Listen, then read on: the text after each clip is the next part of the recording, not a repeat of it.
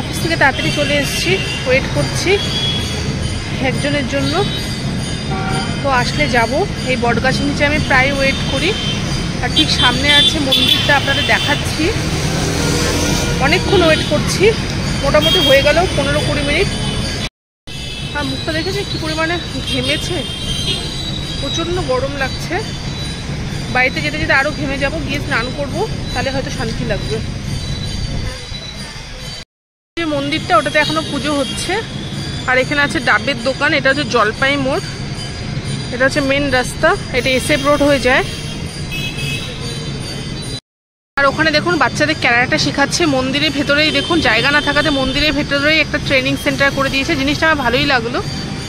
আমি প্রত্যেকদিন এগুলো দেখি, ভাবলাম আপনাদের সাথে শেয়ার করি।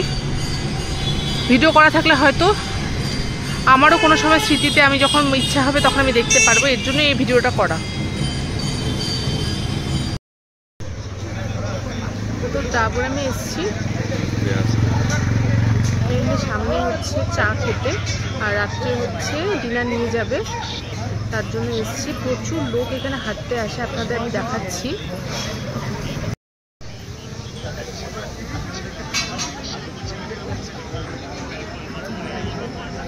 মানুষ দেখুন, এই হচ্ছে মানে হচ্ছে ইয়েতে হচ্ছে হাঁটতে আসে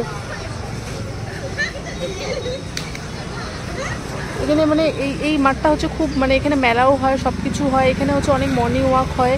এই মাঠটা খুব ভালো। আর এখানে আশেপাশে না অনেক রেস্টুরেন্ট আছে। এখানে হচ্ছে চা ডিনার এখানে অনেকে হয়, এখানে অনেকে আড্ডা দেয়। আমিও আসি মাঝে মাঝে এখানটা।